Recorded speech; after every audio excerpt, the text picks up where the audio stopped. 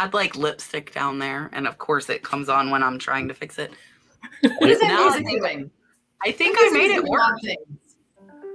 Well, so I found a part in the song that like the sound went down on, so I wanted that at the end, and then I clipped it, and I don't know how to mesh it together, and so it's like, and then it, yeah, you know, I don't know. Anyways, everybody, Rod had technical issues. I forgot to put my prolonged battery in my camera, so I had to shut down as well. So we have had multiple technical issues tonight.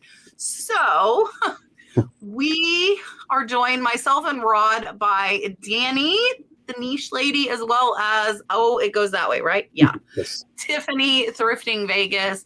Both of these ladies have been on before. I saw somebody asking, so I'm just going to go ahead and kind of announce it again. Julian stepped down about six or 7 weeks ago because he had too much going on. So we still talk. We talked actually yesterday. We are still friends. It was time for him to move on. So that is where Julian is at home. So I am going to make Tiffany and Danny big, let them introduce themselves. And we've already got 14 questions lined up before we even start. So we will get right to those after the introduction. So here is Miss Danny. Hello, I am the niche lady, for those that may not know. I do daily content on my YouTube channel. I have been a reseller this is my 25th year on eBay, 25 years. And yeah, I love to help other people succeed at selling online. Perfect. Here is Tiffany. Hello, everybody. I'm Tiffany. My YouTube channel is Thrifting Vegas. I do 2 videos a week, and I'm so excited and so thankful. I just hit 95,000 subscribers, 5 more to the big 100. It's unbelievable.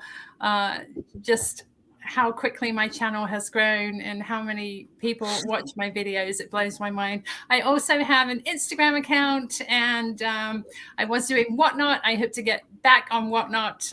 The holidays were just overwhelming, and we recently got a second puppy, another little German Shepherd girl. Her name is Rio. So if you're interested in seeing her, hop on my channel.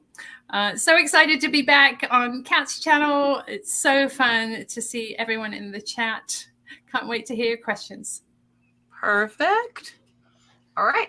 So Miss Deborah came in really early. She said, if you have a vintage piece of china that has crazing, would you still put it up for sale, or would you lot it up with others that have chips for a craft lot?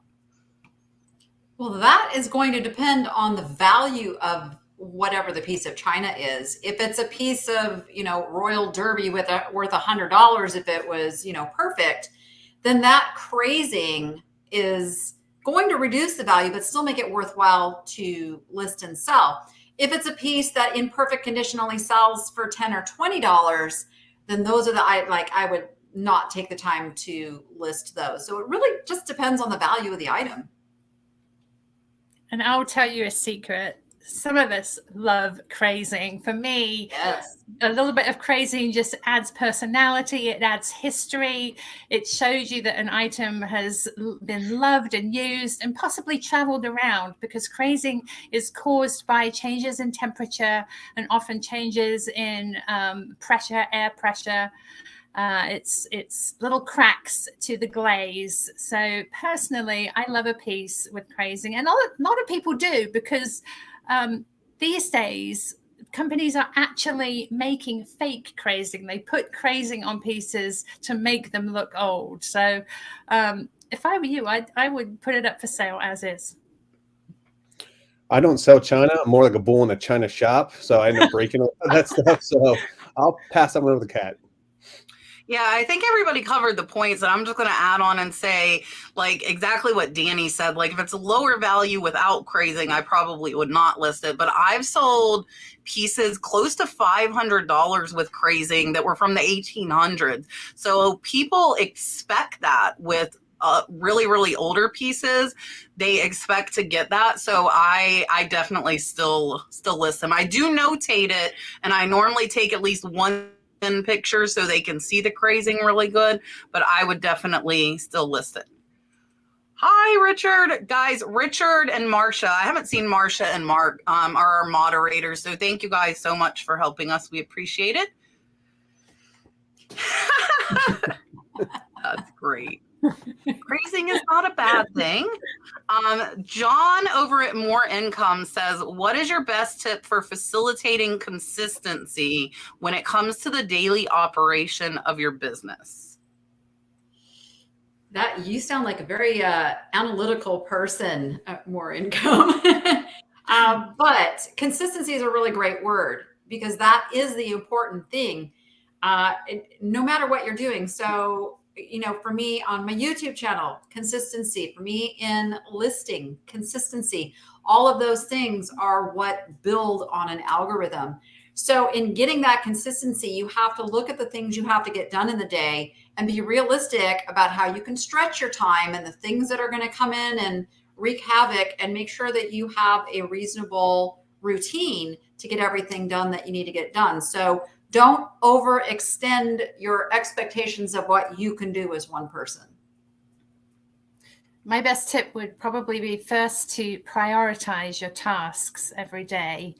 And as Danny said, just don't overextend yourself. Make sure you have enough time. Put the most important things first. For example, if you say you're going to list 10 things on eBay every single day, that's a lot of pressure. Maybe start out with 2. You can always increase that, as provided you can get everything else done in the day. So make a schedule, prioritize what you need to get done first, and then you can always expand each task to increase your listings or increase whatever else you're doing. Increase your YouTube videos, increase your Instagram posts. So to be successful, you have to set yourself up for success, plain and simple. And oh my God, the dog. Peter. So I would say when I went full time, I find myself, I thought I was going to have so much more time, and I'd find myself really like wasting a lot more time. So, you know, what I was doing the night before is I would actually write a schedule, what I want to accomplish the next day. Also, too, is batching your pictures, batching your listings. That really helps. I thought you said bashing for a minute. Oh, bashing up. Batching I can do that. Because I would find myself, you know, standing in front of my death pile and just picking and choose or deciding what I want to do. Is like, I always give the example when you're watching Netflix, you flip through 10 minutes worth of shows to figure out what you actually want to watch. So by putting together a plan the night before, also too, is what I do is at the end of my day, I reset everything and I actually bring out maybe 15, 20 items I'm going to list the next day. And I put them on my table. So when I get up in the morning, I know the first thing I need to do is get my listings done, and I can take photos. They're all there and do that. Also too, I always highly recommend taking 50 different items on your phone, because, you know, life gets in the way. You have kids, you have other commitments, and at any point in time, like Kat was saying, like she was literally at stoplights listing items on eBay at one point in time when she was trying to leave her job. So when I take the kid to drop him off at school, I'm literally sitting there just listing item on my phone. I might knock out 1, 2 there, or, you know, if I go to the grocery store with my fiance and, you know, she wants to run into CVS, I'm sitting in the car, I can list 1 or 2 items there. So just finding ways to maximize your time and your efficiency is the best way to do it. Yeah, so for me, as far as consistency, I had way too much going on, which is why eBay was suffering. So like I hired somebody to do eBay. So consistency for me consisted of hiring another person, because I couldn't do everything. Couldn't do 2 YouTube channels, whatnot. eBay, I just could not do it all. So I brought in somebody else. So for her, for us, shipping is most important, because those people have already bought it and already paid. So like we always ship first and then the listings will come. So again, kind of like rolling what everybody said in, you know, you got to prioritize. And I think making a schedule and a checklist helps as well, and getting a routine down as well. And that for me, like lately, whatnot is what's been consistent. And I schedule a show a day, and then I have no choice but to catalog it and get ready for it, because it's coming whether I catalog or not. So that's kind of like I give Danny props for daily videos, because I did them for a long time, and it's rough. It's really, really rough to do that. So yeah. 2 a week. Well, but I do 2 a week on 2 channels. So really, 4 weeks. Lovely Treasures 18 said, should resellers get an LLC? What are advantages and disadvantages since it's the beginning of the year? First, let's give our disclaimer here. No one here is an accountant, so we will not provide any tax advice. So no one here can get in trouble for that. But go ahead. That's what I was going to say. That is really a decision you need to make with your tax accountant person who knows your finances and knows, because basically an LLC is a protection level for your business, and not everybody is ready for that. But really, that is a personal decision that you do need to talk to a professional about.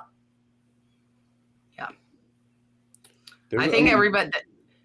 I was going to say, I mean, there's a lot of advantages to having that. You can write off a lot more things that you personally can't.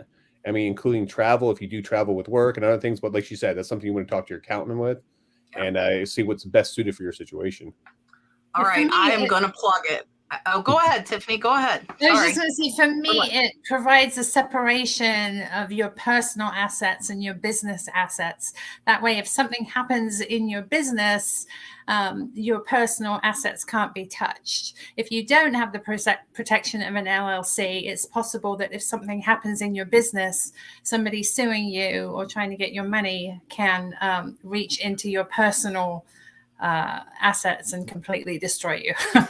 So that's the reason. My main reason. I think that's the biggest one. Yeah, that most people do. All right, here's my plug. Sorry for interrupting. Mark 2, Not Your Dad's CPA, which I did a live with him last Friday. His course for 3 days only, starting today. He only does it one time a year. It's $100 off. So Richard put the link in. It goes over when to do an LLC, when should you change to an S Corp. It is very, very detailed. It is all of the information you will ever want to know or need to know. And he does it because everybody's thinking about it, taxes. So this is his 3 days, once a year. It's $100 off. So definitely check that out. And I saw, yes, Miss Rosalinda became a YouTube member. Yay! So I'm going to give you a dolphin. And I see Mr. Christopher coming in with the big money super chat too. Miss Rosalinda, here is your dolphin. Welcome to the flipping family. Yay! I Buy Chit arrives to the chat room via neon light Is that a parachute, Chris? A parachute, I think. Waving to all on this wonderful panel and in the chat. Chris, hello. Thank you so much for continued support. I appreciate it. I'm going to give you the dancing dolphin. Here you go.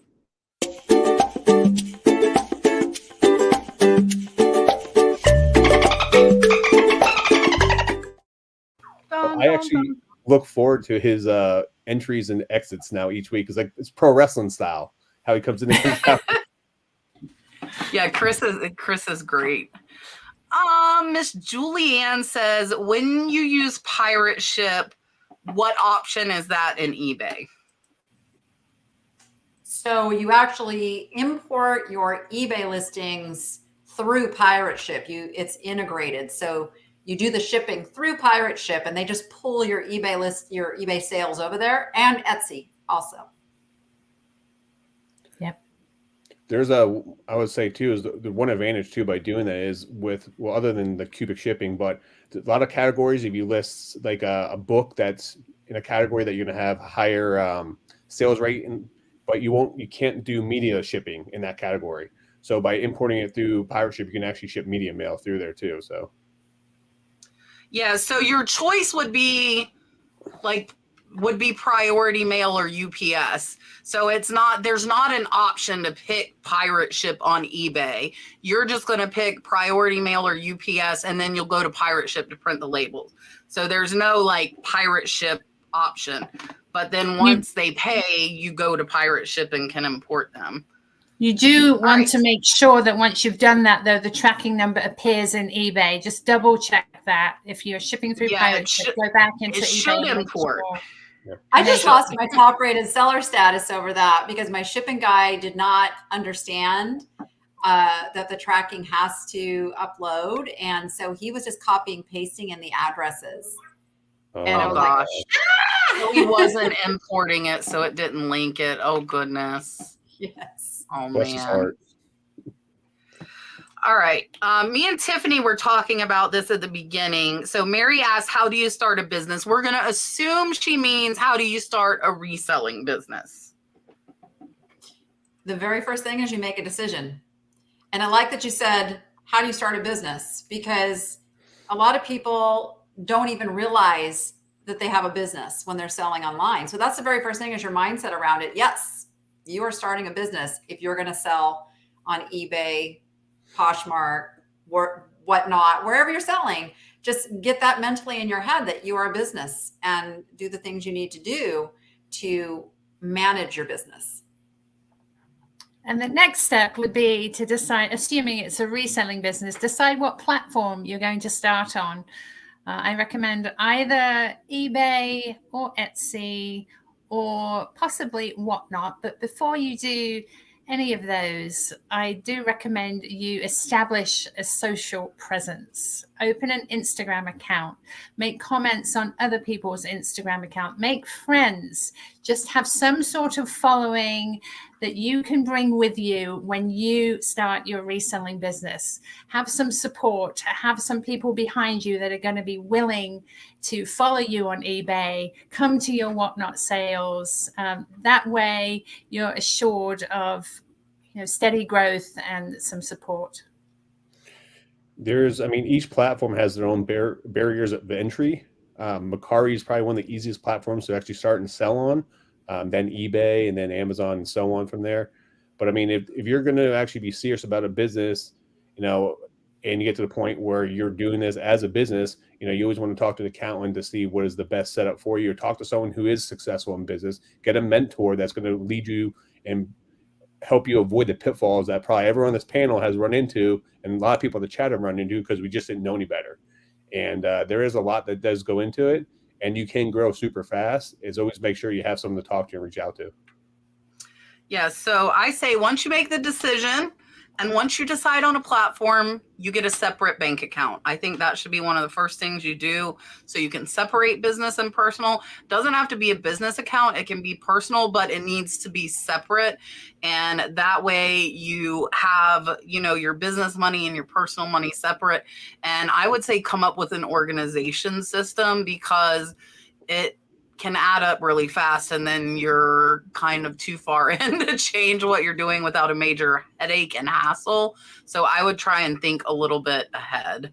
Also, save your receipts. That's the biggest mistake I see a lot of people do when they start a business. They don't save their receipts. Yeah, there's a lot of receipt apps too that you can just take a picture of it, store it in there.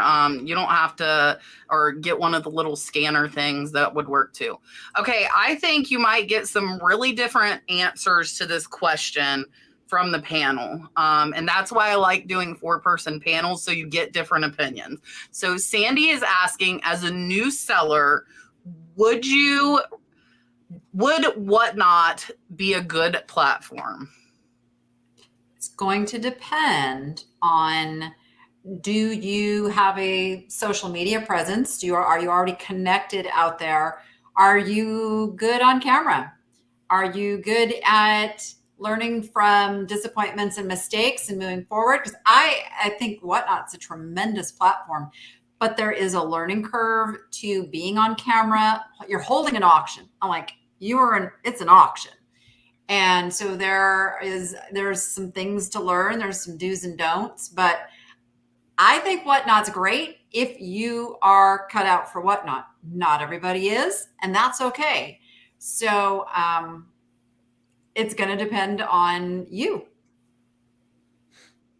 Exactly. As Danny said, personally, I wouldn't go on Whatnot without some sort of social media presence, because what's going to happen is you're going to set up for your auction. You're going to be in the room with all your items ready to go. And you're either going to have no one in your room, or just your sister or your mum and no one ready to buy. And it's going to be hugely disappointing and discouraging. So you don't want to set yourself up for that disappointment. If you're going to sell on Whatnot, you need to make sure that you have some presence. You can join Whatnot. Go ahead and join Whatnot. Go into sales, buy some things, make some comments. Give advice in the chat, make friends, invite people to come on over. When sellers say, does anyone have a sale coming up? You can say, oh, I've got one in 2 weeks. Please come follow me. And then you've got basically 2 weeks to get some sort of following on Whatnot, or, you know, people from your Instagram. It's a commitment. It's a commitment that you need to build. I agree with both of them so far. I say one thing, Whatnot is great for new sellers to source from, not to sell on, to source from, because you have to remember with Whatnot, a lot of the stuff goes for below eBay prices unless you have a big social media following.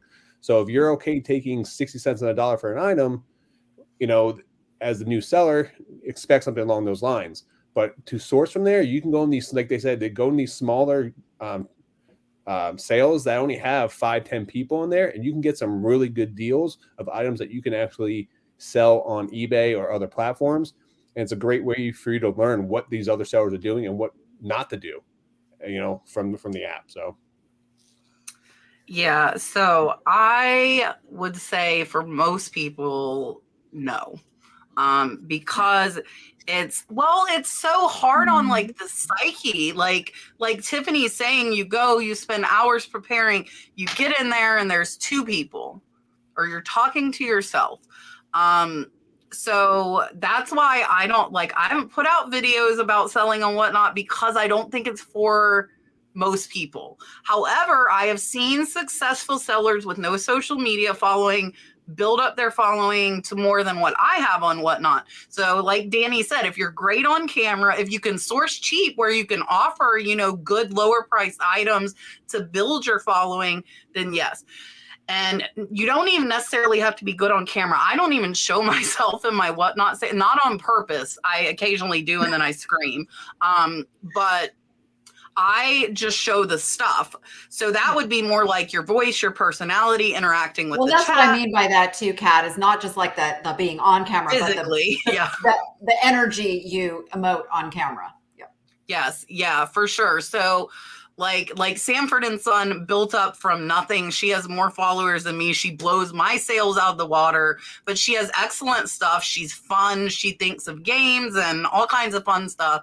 So I think I would go into it with low expectations. So if you do great and it goes crazy, then you're happy, but I wouldn't go in expecting to get a ton of sales, because you might be let down.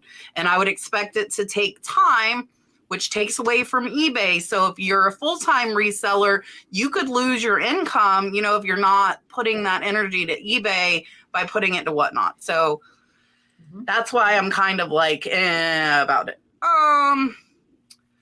Julianne is saying, what package weight is it cost effective to use pirate ship? All of them. I mean, I use it for first class items. I use it for priority. I use it for UPS. So it's not really about the weight. For me, it's easier for me to manage shipping all the places I sell from in one spot. So I also love that pirate ship stores addresses. So if you have a repeat customer, the info is already in there for you to make a label. So yeah, I use pirate ship for absolutely everything other than eBay. And with eBay, I'll check the eBay cost first. I'll double check it in pirate ship and figure out which is less. But as Danny said, it's lovely to have everything in one place with pirate ship. You know, if I'm selling to my repeat customers from my YouTube videos, like she said, the names and addresses are already in there. So you pop in a name, it pulls up the email, it pulls up their address. All you have to do is pop in the weight and dimensions of your package, and it's done. Yeah, I ship everything through eBay, but anything else I usually ship through pirate ship. Pirate ship's great for cubic shipping, so that can actually save you money too. And with certain categories, as I mentioned earlier, certain categories that eBay won't allow you to ship certain items media mail on their certain categories. So that's why I import it into pirate ship to be able to do that.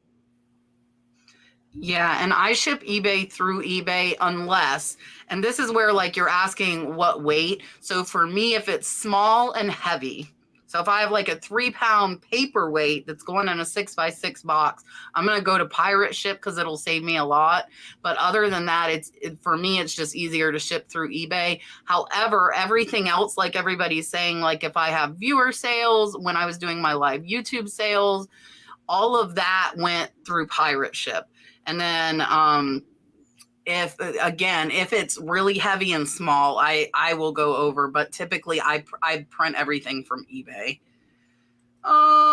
Miss Patricia's asking, how was my trip to the once lovely Keys? The Keys are still lovely. It was all great except for our fishing charter, which was a nightmare. It was very windy. The seas were 3 to 4 foot. So I paid a ton of money to be very uncomfortable on a boat for 6 hours and catch none of the fish that we requested, which they can't guarantee, but we should have just turned around. So we were out in the ocean in 3 to 4 foot seas like this for 7 hours, not catching many fish. And it's funny because my mother-in-law chose to stay. She said, no, you guys go ahead and go. And we're like, you were the smartest one out of like all of us. Other than that, it was great. If you guys didn't see, I put a vlog out on my catch treasure hunting of us feeding the tarpon at Robbie's. And I'm going to put out 2 more on there of the Butterfly Museum, the aquarium, and the Bahia Honda State Park. So I'm going to go all left field and do 3 vlogs on my thrifting channel. And then I will get back to, and actually when I come back with thrifting, it's going to all be in Key West. I have 3 Florida Keys thrifting videos that will be coming as well. Miss Camille sent a $4 super sticker. Thank you, ma'am. Here is your dollar.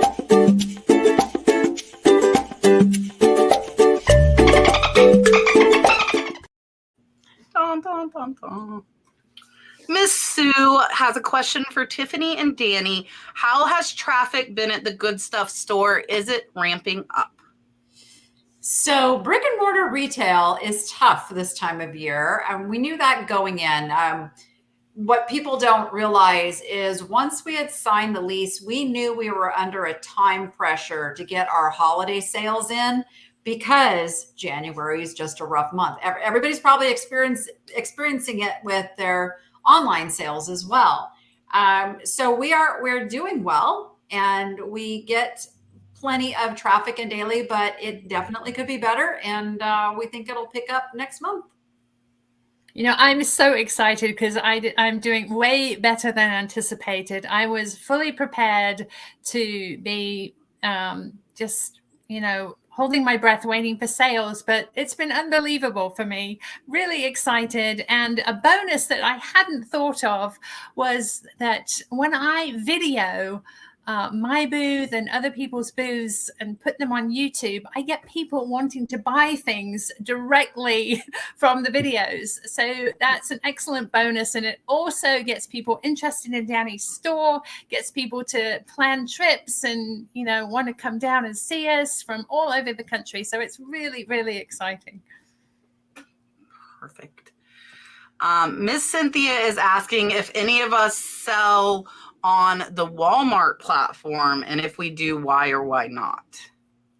Yeah, so I used to sell on Amazon, and Walmart selling is a lot like Amazon, where to me it just feels like work. It feels like I'm working for them, and it doesn't bring me joy. So it's not my genre of stuff that I like to sell. So that's my main reason.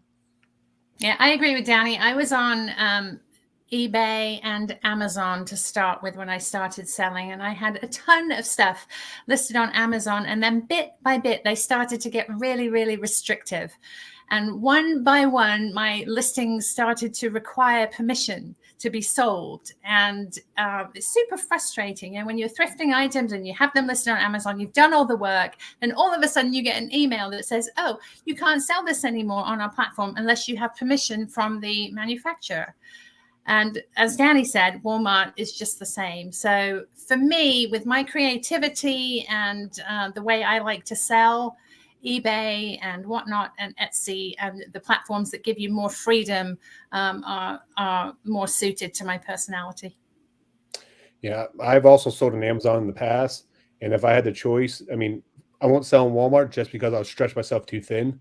At the end of the day, but also Amazon's the 800-pound gorilla in the room. They are the biggest reselling site in the entire world. So if I'm going to have to choose between one or the other, it's going to be Amazon all day long. I'd rather deal with the restrictions or try to get ungated in those categories than try to start selling on a lesser platform like Walmart and do the same process. Yeah, and I have not either. Same reason as everybody said. I quit, and I quit on Amazon because I find the one-off rare items that just do better on other platforms, and I don't want to sell bulk and wholesale, and yeah, that's not interesting to me, and I just don't want to do it. Left Lane Fine says, if you sell on Etsy, do you only sell in the US or do you do US and international? I don't remember if I sell. I think I sell international on Etsy. I don't sell very much on Etsy. I'm just getting back into my eBay, Etsy, Poshmark game after taking a hiatus. So I'll have to go back and look at my settings. I don't have any reason not to sell international on Etsy, I don't think. Right, I agree. Same with Danny, same as Danny. I don't sell very much on Etsy. I'm focusing more on eBay and Poshmark just purely because they do better for me and I don't like to be stretched too thin. So, but there wouldn't be any reason not to. Yeah, I don't sell on Etsy, so that's one platform I just don't sell on. Yeah, and I sell international on Etsy, but I don't make many international sales, though it is on. I only have like maybe 1 or 2 international a month on Etsy, where on eBay we have 1 to 2 a day a lot of times. So the volume of international sales, even though they're turned on, I don't get a ton of them.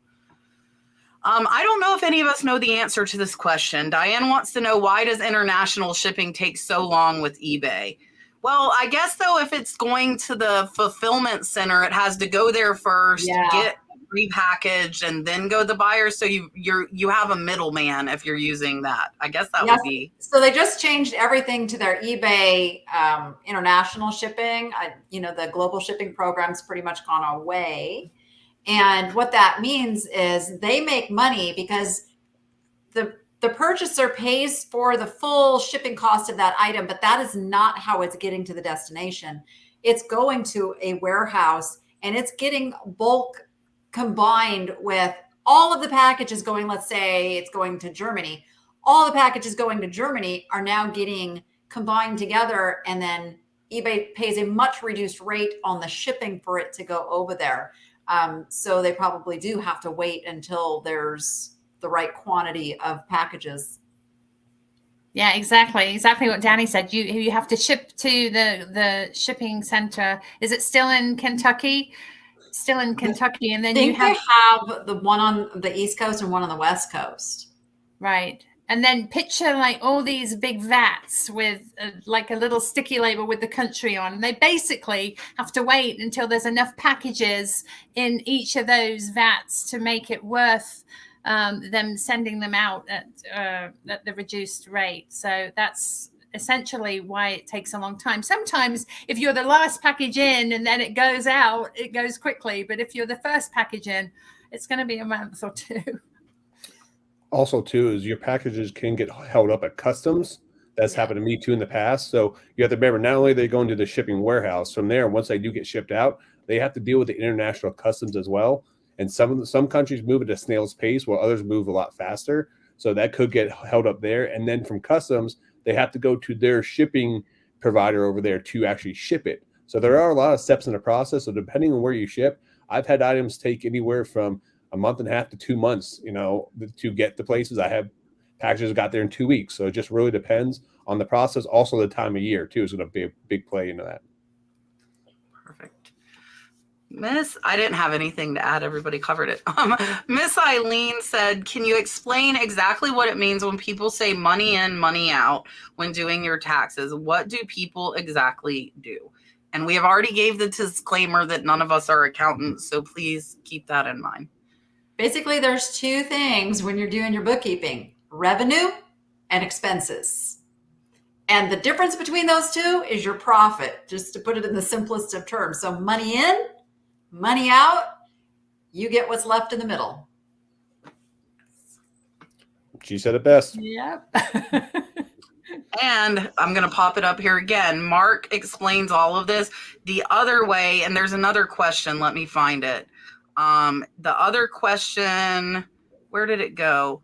Was asking, it was asking, like, do you count for the cost when it goes out? Not if you're doing money in, money out. If you're doing money in, money out, you account for it when you buy it. So like me, if I go crazy buying for 3 months, then it's going to look like I'm losing money those 3 months because I'm spending more than I'm making. But then say the next 3 months, I'm selling all of that stuff I bought. It's going to look like I'm making an insane profit because I don't have money going out those months.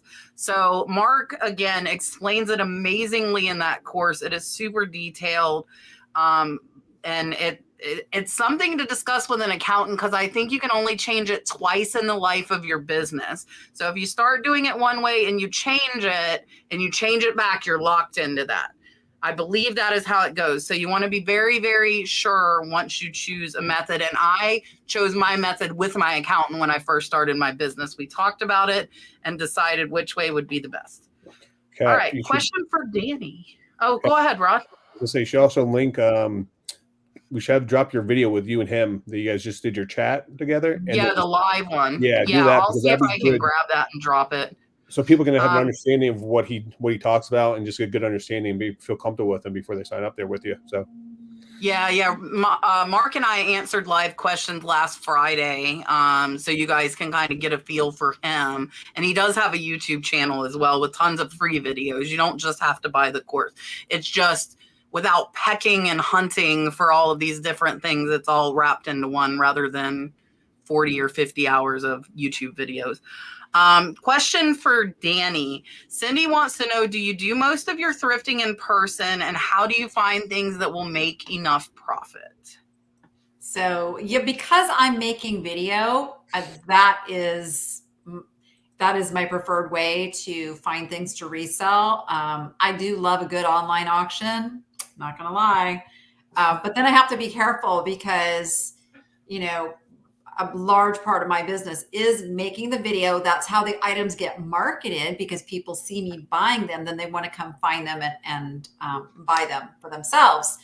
So if I just buy on an online auction, those items don't get the attention that my thrifted items do. But that being said, as a reseller, you should absolutely look at all the places that you have available for profitable merchandise. And if an auction online is better than the thrift stores that you have, then I'm fully in support of you pursuing that.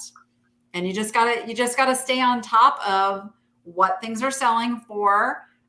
For me, I leave a lot of stuff behind that I just don't feel is like super exciting. Like it has to have some emotional aspect to it, because emotion to me equates in somebody wanting to spend the money on it. And so that's how I stay profitable. Perfect. Eileen wants to know what month or months is the slowest and what is the busiest for you? Right now. Slowest. Busiest is usually picks up in the spring, right after people start getting their tax returns. Absolutely. January is notoriously slow because people have all the expenses of the holidays to catch up on. For me, it generally picks up right before Valentine's Day for a couple of months. And then when the summer holidays start and the kids are off school, that's another downtime you need to be prepared for. You can either sit tight with Unless the items. I just sit tight and just keep going with the items you sell, or you need to switch up what you're selling. During the summer months, I've found that things people need, like, shorts and tank tops and things you would need for a summer vacation, puzzle books, video games, anything to keep the kids busy will sell well. Once the kids go back to school and the holidays start to approach, that is our busiest time as resellers. September starts to pick up, October, then November is crazy. First part of December, absolutely mad. Make sure you have enough shipping boxes. And then January. So I'm actually going to disagree with you on that one because it all depends on what you're actually selling. So for me, in January, my January, believe it or not, is actually busier than my December is right now. So I've done like 14,000 this month so far in sales and on eBay, and I've been doing really, really well. But also too, I sell a lot of things like video games, controllers, accessories that when people buy after Christmas because they go along with their Christmas items that they actually received. Also too, if you're selling like sports items like baseball equipment, stuff like that, in April time, that's going to be a really good time because that's when baseball season starts. So if you are selling seasonal items, certain parts of the year are going to be better for you. But I would say overall for me, fourth quarter is obvious, like October, November, December. And then my fourth quarter goes in like January to like the first month of like February. And then my February is usually slow. And then usually after tax, it picks us back up. But yeah, for me, I would say summer slows down for me. I usually have a little summer slowdown, but that's just, because I'm selling different items than a lot of other people. So. Yeah, and I actually stay pretty even keel throughout the whole year. We stay pretty even, and we're actually like Rod, we're up in January 27%. I feel like we're down, but when I look at the numbers, we're up. So we're up 27% from December, but that's also because I was putting no time in it. So I think there's a lot of different variables because if you go listing like crazy one month, you're going to have more sales that month. But mine tend to stay pretty even. I don't get any big spikes or dips most of the time selling like one-off, and vintage collectibles. Miss Angie said, what platform would you start selling on after eBay? I've been selling on eBay for a year, mostly vintage jewelry from my mother-in-law's estate. And she said, thank you for all the info we provide. I think Etsy is a great place for vintage jewelry. I would say Etsy would be your next place. And then maybe after that, Poshmark or whatnot. Yeah, I absolutely agree. And also Facebook Marketplace is another good platform if you want to try your hand at selling locally. Here in Vegas, we also have OfferUp, which does quite well for me too, especially on bigger items, sort of useful items, tools and lawnmowers and kids' furniture, that sort of stuff does quite well on OfferUp for me. I think you guys covered all the bases there. I can't think of any other platform. So, yeah. Oh, I don't know. I don't know what I just clicked. I'm on the West Coast. All of her. Yeah. I agree with Danny. I think she hit the nail on the head. Roz Rocks said, I love your show. What kind of eBay store do you all have? So what level of store, if we have a store, do we have? I actually have the premier level, but I'm really thinking of downgrading it just because they've changed all the included listings and everything. I'm not getting anywhere close to what I used to be. And I don't foresee that because I'm running auctions. So I'm like listing and selling. I don't think I'm ever going to have the volume of listings up again. But I mean, yeah, it just really depends on your volume of listings. Yeah, I have the basic store only because, like Danny said, I don't have that much listed anymore. The bulk of my sales happen directly from my YouTube videos. I do a haul of everything I find at the end, and I get emails from subscribers and watchers wanting to buy from me directly. So in actuality, it's very few items that end up getting listed on eBay. Yeah, I have the Premier store, which is $59.99. But just like you, they've changed it so much now over the years. I've had that for a long time. Yeah. I may even try to downsize a little bit. Not sure, but I mean, one of the good advantages, I pay $59.99 a month for that, but I also get a $50 credit every quarter for products that I can use for shipping. So it kind of cuts down the cost. So I'm looking at like $33 a month or something cost wise, the way I look at it. But yeah, and I have the Premier too. And I was glad when they changed it because I was ramping it up. The Premier used to only be 1,000 listings, but now it's 10,000 listings. And like I'm coming up on 6,000 listings. So I still have quite a bit of room. I do not anticipate us needing to go over that 10,000 listing mark. But it really, look at the different levels and how many items they include to try and decide what would be the best fit for you. The basic or the starter might be plenty. And then if you notice you're getting to that limit, then you could think about upping it. Yeah, you also get a discount too if you buy it for the full year, and at any point in time you can upgrade or downgrade your store with no penalty. Yeah. Kissin' Cousins says, I just received my first neutral feedback. Unfortunately, the buyer did not reach out saying there was a problem. Do you as a seller do anything to change a neutral feedback? I don't do anything to change it, but I do respond to it. Not necessarily for the person who left it, but for anybody who's going and viewing your feedback after the fact, a nice explanation from you with the willingness to say, we want you to be 100% happy. Please reach out to us for a refund, return, whatever that language is you want to use. But it's for the people reading and judging your feedback and whether to shop from you. Exactly. You want to clarify the possible reasons for the neutral feedback. It's possible that the person leaving just didn't even realize they'd done it. So like Danny said, just, what would you want to read to make yourself feel better if you saw somebody with a negative feedback that you were going to buy from? As she said, I want you to be 100% happy with your purchase. We stand behind everything we sell. And it'll go away after a year. So first thing I would do is make sure you respond to the actual comment on there. So anytime someone leaves you a negative or neutral, you can actually put a rebuttal or on your actual feedback to say, hey, buyer never reached out to me, reaching out to buyer to try to make things right or something along those lines.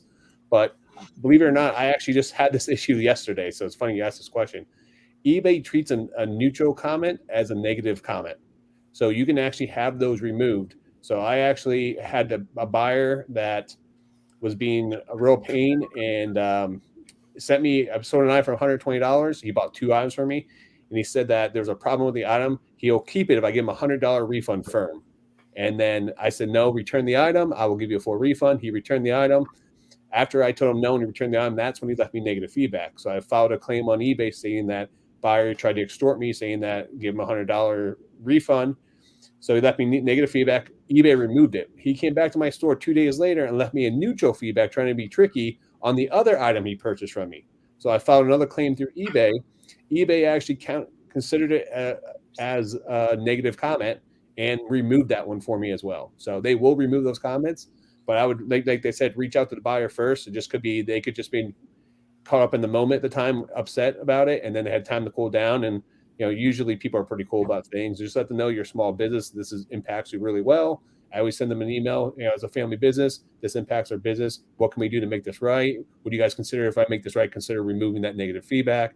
A lot of times people are cool about stuff like that. And also, if they agree to it and then don't do it, eBay can go back and read all the messages that you send between both people, and they will side in your favor.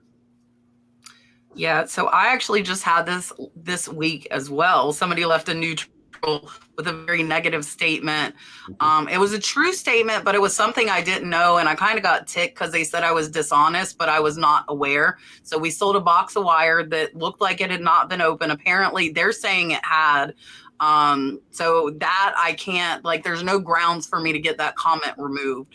But I did respond. I said, I'm sorry, I didn't know this. We offer free 30-day returns. If you'd like to reach out to me, I'm happy to send you a label and, give you a full refund. So the same thing Danny said, remember, everybody's reading it. They never reached out to me. They just left that.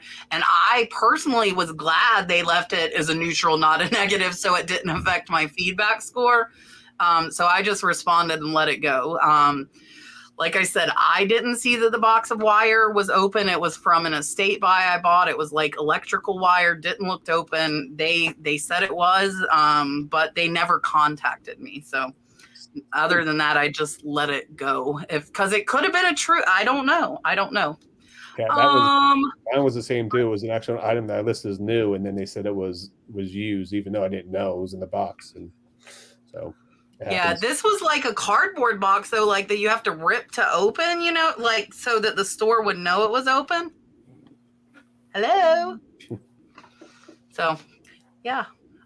Sue wants to know, do you use Instagram more now than you have in the last 6 months? And do you think it increases traffic to your YouTube and your eBay stores or other platforms? Yeah, Instagram is definitely good for driving traffic. So we have a girl in the store. You get down. Her name is Crystal Van Ho, and she has an Etsy shop, and she drives all of her sales through her Instagram. She's absolutely brilliant, and I always give her as an example. If anybody wants to learn effective marketing to your Etsy store, follow her, because she's got it down, and she's got the smallest space in my store, and yet she sells more than anybody else in there just through the use of her Instagram marketing.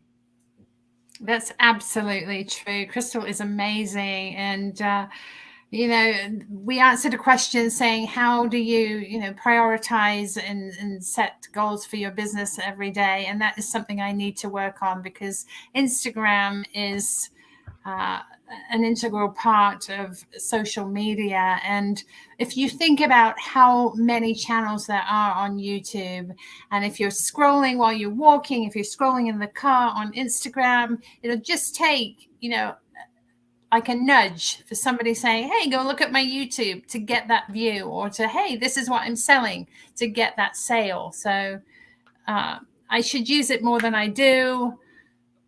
I got to get on that. No, I agree with both you guys. I always like to use the analogy of when I go to a restaurant, when I look at a menu, there's a whole list of everything on that menu, but it's the pictures that always pop out to me.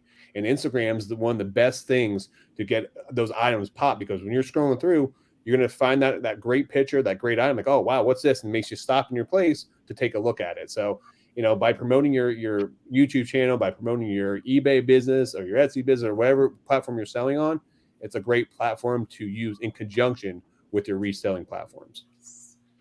Yeah, so I've been using it more because I've intentionally been using it more. And you have to, like Tiffany was saying, like, you have to prioritize it. And I have been trying on Sunday to schedule out the whole week. I do one post, whether it's a motivational quote or it's like lists perfectly. So mine, not necessarily to YouTube and eBay, but more like motivation and my brand kind of growing it is where I'm focusing on. I would like to get some more as far as like items to sell, but I feel like it's two different audience. I don't know. I might try it, but that's just adding another level to it. And I tried a marketing manager and it didn't work for me. So I said, I have to do it. Like, I know me, it's hard for somebody else to know you, and like the colors you would choose, things like that. So that didn't work. So I'm like, I thought I was going to plan out a month. I was like, really like, oh yeah, no, like I can't sit still that long. So I do a week at a time. Unfortunately, Dalton was sick this Saturday and he was up all night crying. So this week I didn't get to schedule it. So I've been doing it every day this week. But I do post my YouTube videos, and I try to post previews of my whatnot sales, and I haven't been great about it, but I do notice they do better when I do the previews.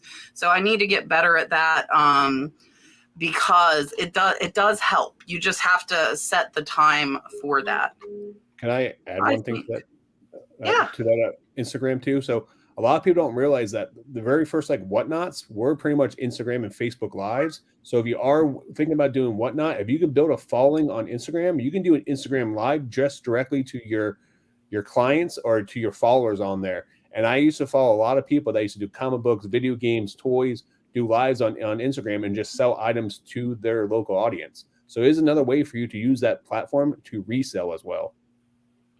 Yeah, and another thing is Reels seem to be the top thing to get attention right now. So I would say I would focus more on Reels than definitely do Reels. Reels is kind of where it's at right now. Mark sent a $5 super chat. He's late. The older kids this time, it was not baseball. He said, great panel, even the puppy. Thank you so much, Mark. Here is your dolphin.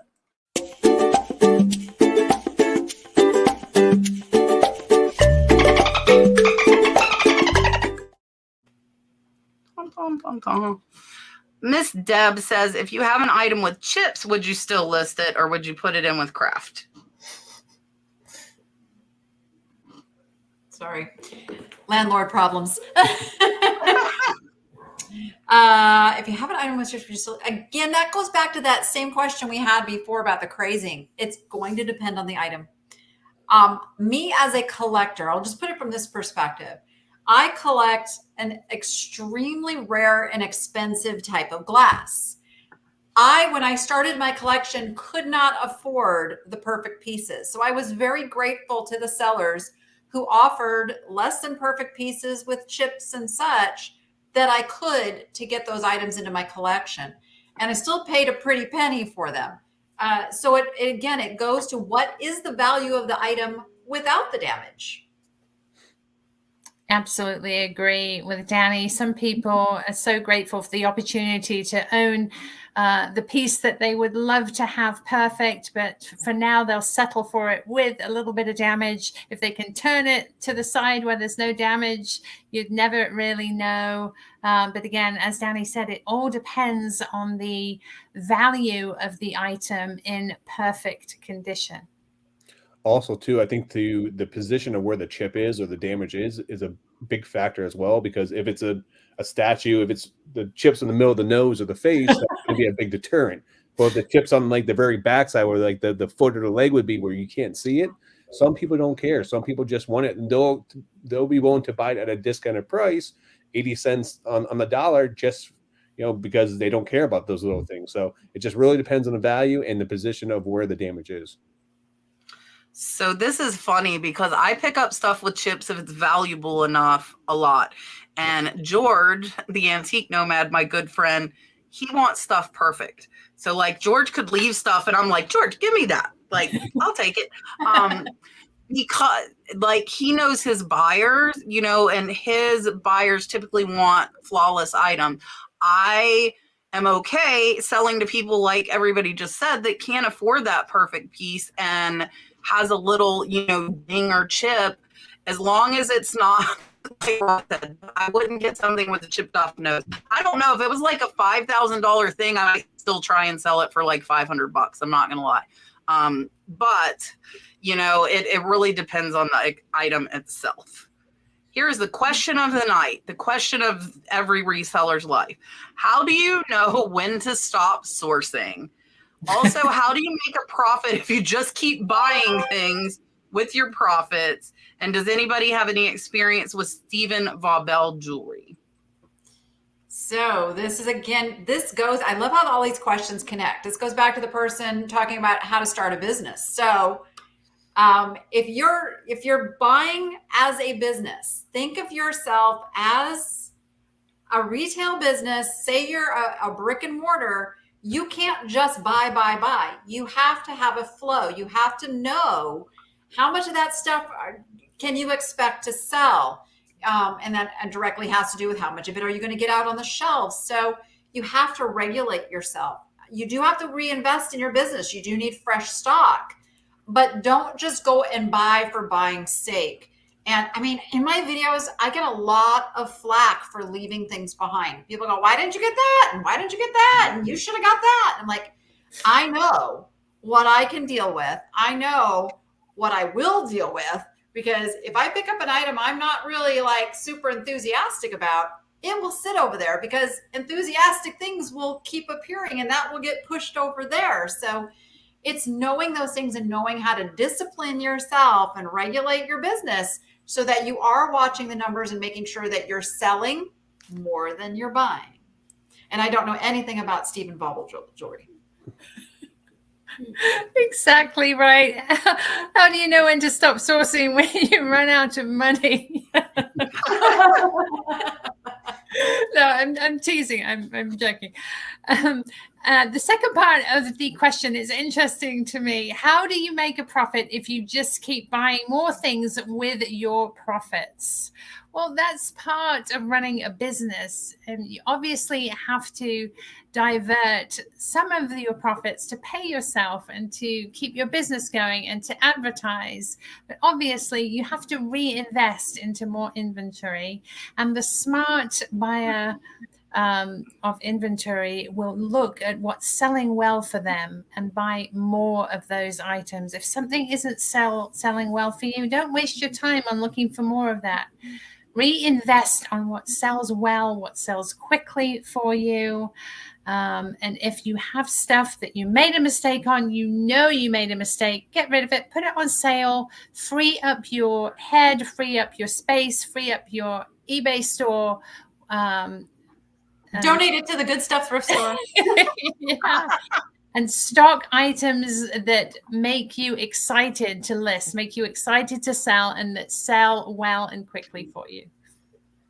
So I source two different ways. I go garage sales and flea markets and thrift stores just so I get content for my YouTube channel. And then I prefer to source by buying out collections and buying out big lots, and where I can get a lot of inventory at one single time. But I use what I call the 80-20 rule. 80%, I want to get back 80% of my money off 20% of those items. So the biggest thing is you want to keep having those ebbs and flows in your business where you can recoup that money fast. So I think the biggest thing for you is when people are always buying, it's because they're buying items that have a fast sell-through rate. You want to make sure those items can be in and out real fast. Also, too, is if you're buying items cheap enough, you can start wholesaling those out. You can start putting those in big lots and selling them out. There's different ways to move inventory. I just think that you have to find what works best for you and don't overbuy where you're overwhelmed and where you are putting yourself in a negative. You want to make sure your items are moving and your death pile isn't growing too. That's a big problem a lot of new sellers have, is they just keep their death pile gets bigger and bigger and they just don't tackle it because they enjoy the sourcing portion but hate the listing or the shipping portion of it. So you have to be disciplined in that process. But just like anything else, you're running a business. So I would say is when you're selling things, you should put some money aside for your business and money aside for sourcing. Then you have two separate, funds of money so that you have that money continue to grow in that savings account, but also you have a separate fund just for sourcing. Yeah. So for me, for the first 2 years when I was still full-time nursing, I was not making a profit. I was taking a loss because I was building my business. So I was spending more than I was making on purpose to build my store up because I didn't need that money to pay my bills. I was still full-time nursing, and that's what allowed me, I have over $200,000 in inventory listed on eBay right now. That is what allowed me. But for 2 years, I took a loss. So I didn't pay taxes. I took a loss because I was spending more than I was making to build the business up. And a lot of businesses, you really should expect that the first year or two because you're putting all the money in to grow it. You're not going to necessarily turn a profit the first or second year. I would pull, if I didn't do overtime, so I needed a little bit of money for bills, I would save that out for myself, but almost all of my money went back in. So now I have employees, I have payroll, I have to make sure that I have money to pay everybody at the end of the week. And I also need to buy, new inventory, like everybody said, but that's where you make the money on the buy, not on the sale. You got to, buy smart, buy low. Like Rod said, you got to list it. We still have, I bet I have over 1,000 items still in my death pile, even though it's 75% listed. We've tackled a lot of it because when I buy, I don't buy collections like Rod, but I buy from estate sales that I drive 3 hours to from online auctions, and I fill my truck to make it worth the trip. So I was talking with Lynn, we were talking about whether we should get another lister because one of my listers just stopped listing for me. And I'm honestly, I think once we tackle the death pile, it'll be manageable with just the two of us. So we're leaning more towards not, because it's hard to find people that stay, in my experience. So I think we're going to not get another lister, and and the big thing for me is discipline. I have stuff here. Do not buy. The nice thing for me is I get to buy for Whatnot because I sell 600 items a week on Whatnot. So I still get to source, but I'm only sourcing jewelry for Whatnot that is moving out very, very fast. So I think you just have to figure it out and be disciplined. And I don't know Stephen Vaubel jewelry either. Yeah. A good rule of thumb too is when, especially as a new seller, is if you buy your items, don't go sourcing till you get all those items listed, and then go sourcing again. That's just keep yourself in check. Yeah, and that's what I do with the estate sales is I might only buy one a month, but that's like a whole truck full. That's enough to last me 4 to 6 weeks at least listing. So yeah, I would agree. Rating Retro North Carolina, what is something you've decided not to sell, but you still can't keep yourself from looking at it when you source? Dishes, plates. Like, I will pick up an occasional cool plate, but it's a very, very rare one. But I can't help but like look and shop and pick them up and look at the different patterns and such. Yes, big plates and platters, and also mugs. Since the postal rate on mugs increased, it's just so cost prohibitive to ship a mug, and a mug has to be something really, really special, and probably selling between $25 and $30 to make it worthwhile buying. But still, I love mugs. I love the vintage ones and the fun ones and the little Boynton cat, and I always have to have a look.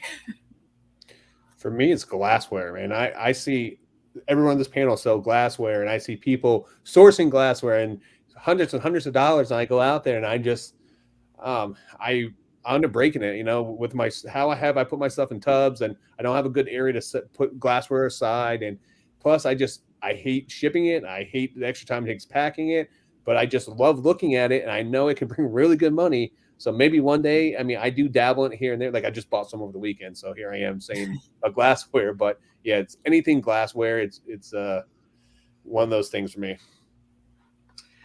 Yeah, so I don't really do electronics, but I still look at them, and I can't lie. Like, I really don't want to sell them, but if I check one and it's like $200 or $300, I'm probably still gonna pick it up, even though I say I'm not gonna. But I've had such issues with doing electronics, even selling them as is. Beach Walker, Miss Lisa says, I broke even this year, but I have all I need for selling, shipping, and a ton of inventory, so this year should be better.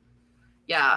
And again, if you're starting a business, it takes money. It takes time to build it. You can't expect to start and one mistake a lot of people make is not buying and taking all of their profits and putting it to bills and not putting aside money to keep putting back into the business. So there's the opposite end of that problem out there as well, where you're like, oh, I've got all this money. And then you're like, oh, I have no inventory to list. So the opposite exists as well. Miss Lisa, thank you so much. Here is your dolphin.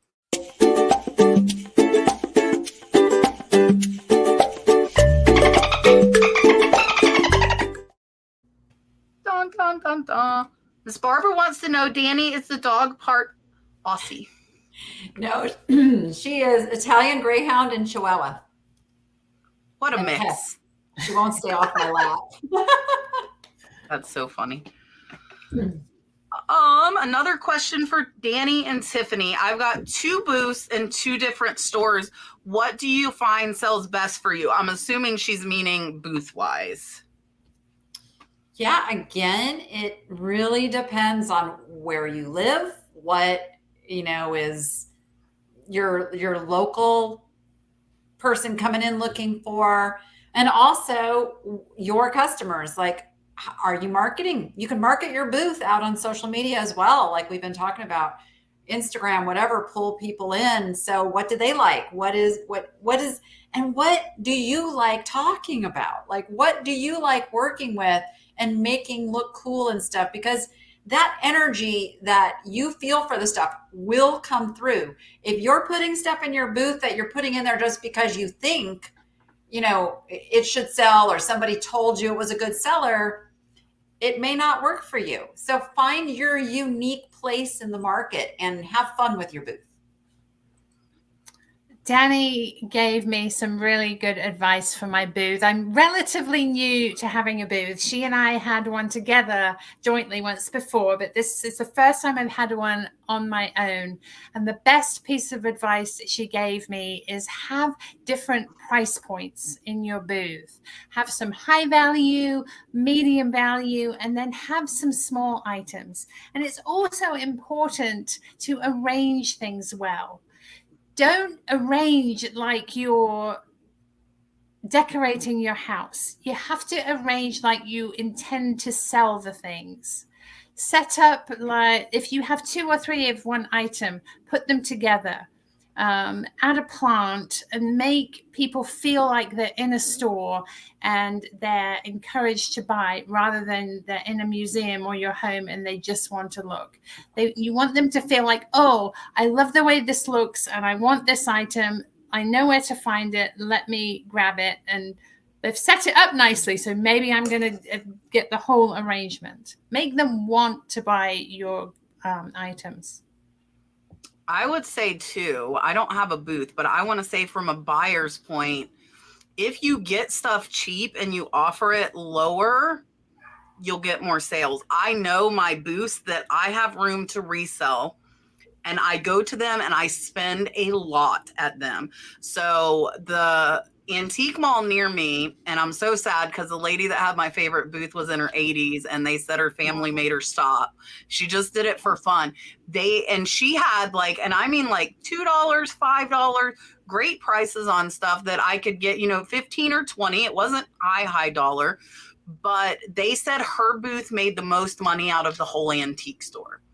So wow. She had the lowest prices, but she was making the most in the whole store. So if you're getting it cheap enough, I would say I would think about marketing because resellers go in there and like, I know I like beeline for my booths that I like, that I know, and I will spend a lot. So if you could do that, that's another option as well. From a buyer's perspective, I don't think I could arrange anything to make. I'd be like that booth that is like so cluttered, but it makes you want to dig. That would be my booth.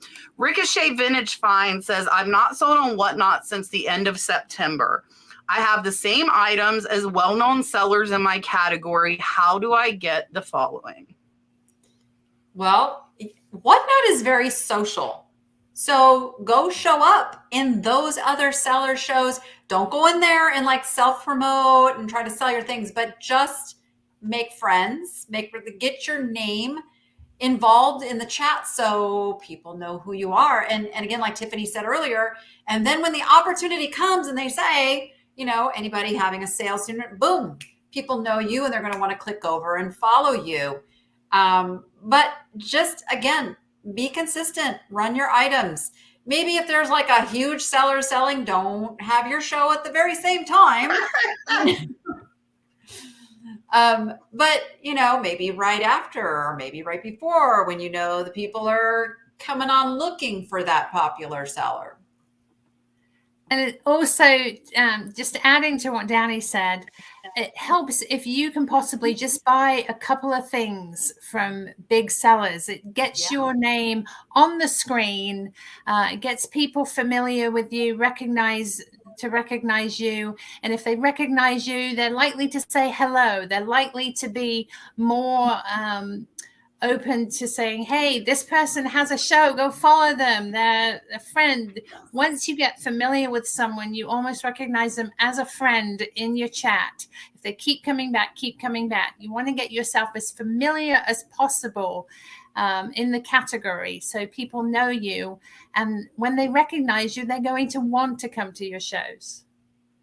Also, too, joining Facebook niche groups that a lot of collectors are in. Also, following those collectors on Instagram, starting a following there is only going to help you boost your following on Whatnot, and promoting on Reels, promoting on Facebook, promoting anything you can possibly do on social media to promote it is only going to help you. Yeah, and I'll second what Danny said. So for me, I ask everybody to advertise their shows when I'm doing my giveaways. So don't go in and just spam. I've blocked people and I will block people from my shows. If you go copy paste in my show and you're using me, then you can hit the door and get out. If people are buying from me regular, I know their names, and if I know they're selling, then I'm going to speak up and say, oh, so-and-so has a jewelry sale, and like speak it. I also, and I love it. And we did it again last night. So last night was the third person I have made cry by rating them. Good Isn't cry. that fun? It is excellent. And so for me, like I pick, and I'm going to show you guys when, and she did not know me. She had no clue who I was. And those are the best ones. They're like, who is this person? Some of them have surprised me and they do know me. They're like, oh, Kat, but not everybody does. So like I liked her name. Her name is Sacred Cake. And she's a jewelry maker. And I actually bought one of her necklaces. She repurposes antique and vintage jewelry. And she had amazing, amazing stuff. I had no clue who she was. And I tell everybody in my shows because I have sent them to some kind of iffy shows. I'm not going to lie, where I'm like, oh my Lord, what did I just send you all to? So now I give a disclaimer. I'm like, I do not know this person, but we're going to go surprise them.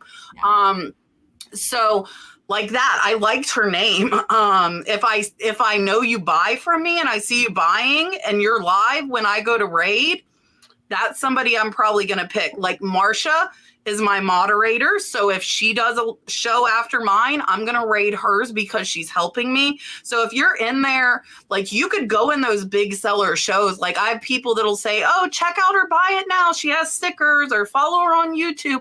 I'm going to remember that. And if you're helping me, I'm going to be more likely to help you.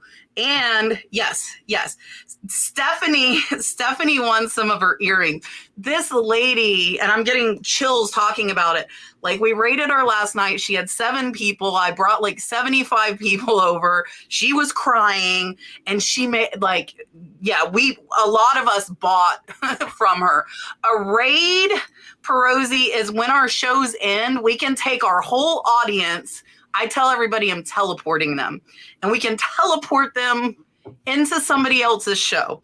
Yeah. And I alternate between bigger sellers and smaller sellers that might have like 5 to 10 people, and I flood them with my people, and it helps them, gets them followers, gets them sales. I'm happy to be able to help. I'm not Caroline's in here as well. Caroline helps me on there too. And Caroline said, I need to keep a tally of who I'm trying to make cry or who I'm making cry. And I'm not purposely making them cry. You can sing and dance. Some of them do sing and dance. Some of it is nice. Some of it is not.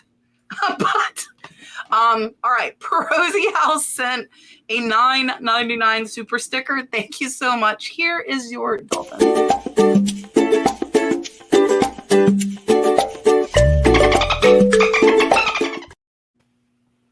I get so excited about it because it's amazing to be able to help other sellers that don't have that. Yes. It is so fun.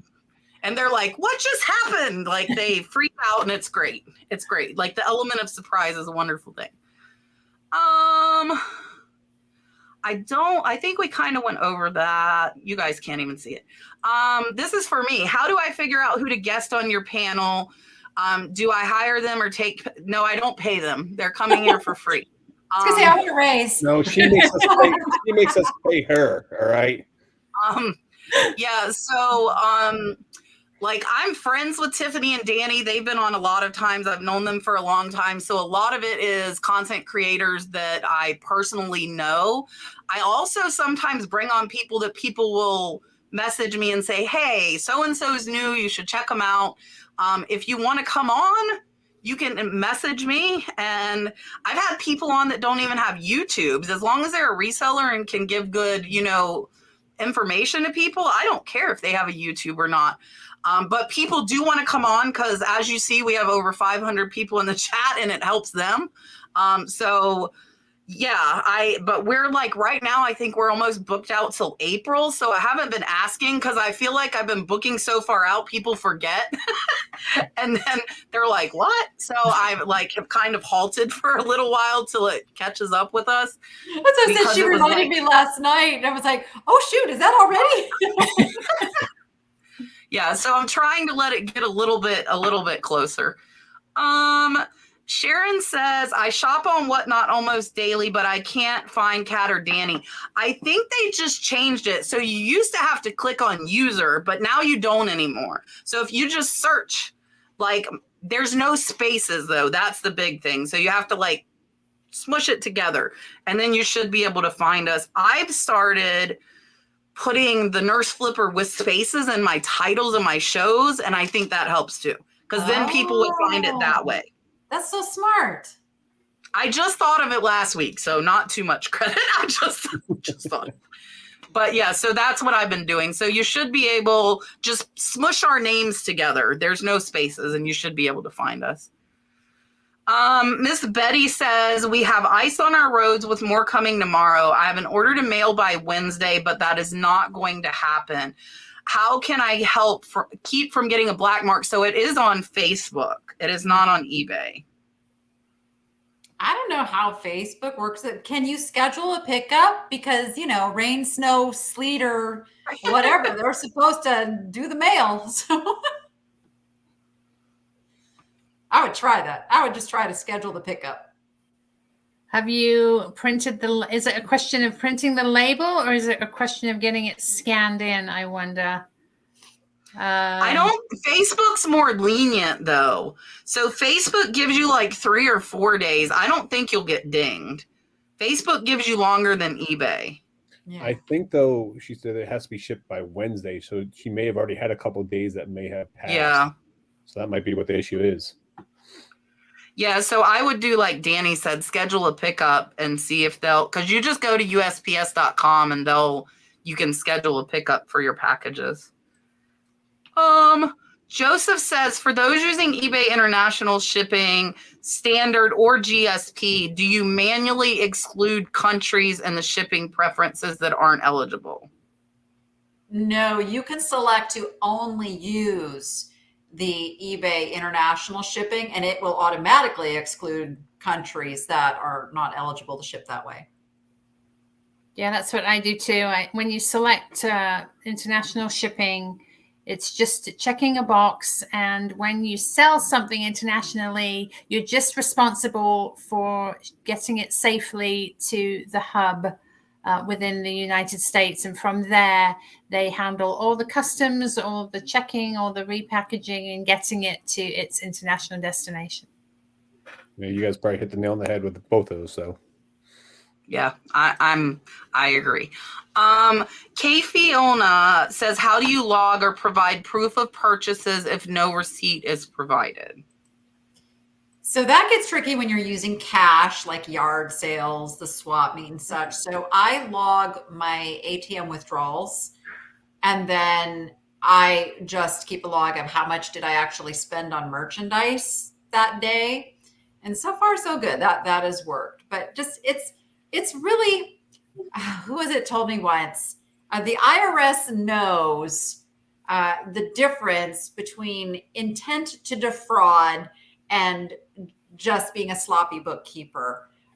So they don't expect perfection, but if you keep some sort of a log, records, written or otherwise, and heaven forbid you get audited, and you've got your log on the date that you purchased it, you're probably going to be okay.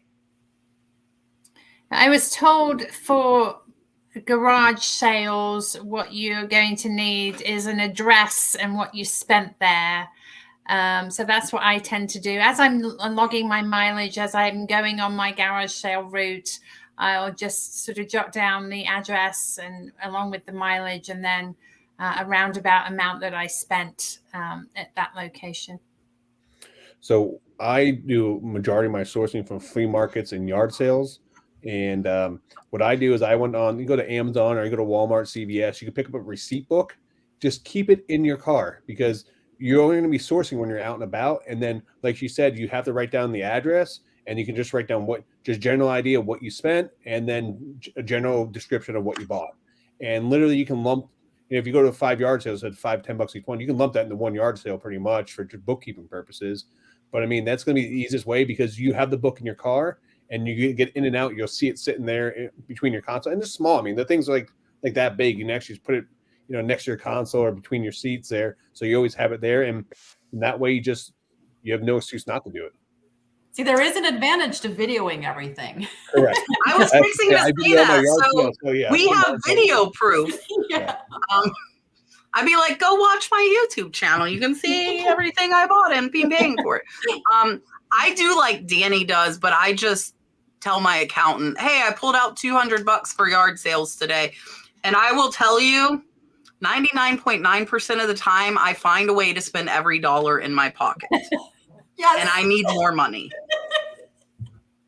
So I'm like, okay, I've got $100 left. What can I get?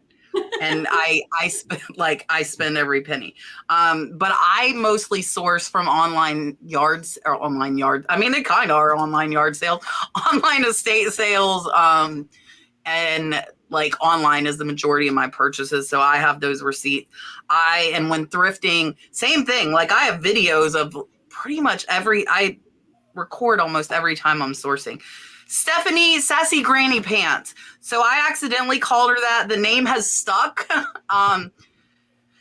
Sassy Granny Pants, aka Sassy Granny Plus, aka Stephanie, sent a $9.99 super chat. Thank you. So I renamed her. She said she likes it, or I wouldn't keep calling her it, by the way. So here is your dolphin.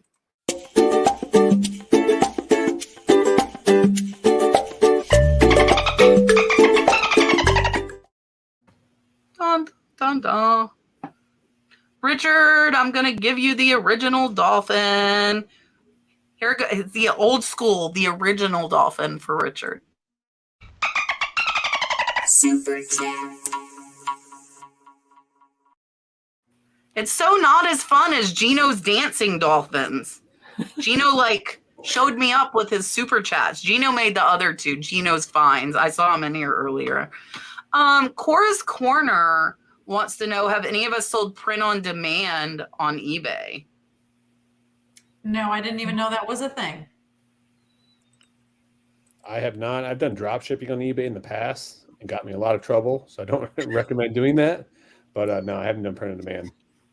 But Rod, your friend's coming on with us in a few weeks, and he does print on demand, right? So he does his own printing, but he does videos on print on demand. He does talk about print on demand, and he has something that he has looked into.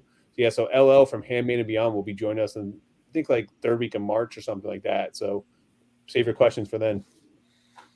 Yeah, and I never have, but one of my students that I did mentoring for, she had it was like a whole other business for her on Etsy. It wasn't on eBay, it was on Etsy. And Nellie saying Ann Eckhart does print on demand on Etsy. Yeah, and my coaching student did print on demand on Etsy. Print on demand is where you make your designs. You have your shirts, you would have mock-ups, and then when they buy it, you would tell the company to print it and send it to them. So a lot of our merchandise that YouTubers have that's up, my merch that's under my videos, you click on it and that company prints it and sends it to you. I never touch anything. So it's exactly like that. I'm sure there's some, they're saying Margaret, Texas Gal Treasures also does print on demand. Yeah, I'm not as artistic enough to make cool shirts that people would want printed on demand. Maybe one day, probably not. I did a print on demand where they were sending me all their logos and all their items, and I was listing them in my store. But what happened is during Christmas time, they got overwhelmed with so many orders on their websites, and I was selling it through eBay. And then when I would send them over the orders, they would have to reprint the shirts, and it was going past my 2 or 3 day shipping time frame. And I actually, Kat doesn't even know this, but I actually got kicked off eBay in 2012. They suspended my account, and I was not allowed to sell on eBay. So it cost me probably hundreds of thousands of dollars, to be honest. And it was probably the worst decision I ever made. And it took me two years to get back on eBay. So yeah, it was not good. So just make sure if you do it, you using a reputable company. But things are a lot different too. That was also 10 years ago when that happened. And things have changed a lot when it comes to print on demand and the way you can actually do it. Rod does not know this, and neither does anybody else. I've been kicked off eBay twice. So how long were you banned for?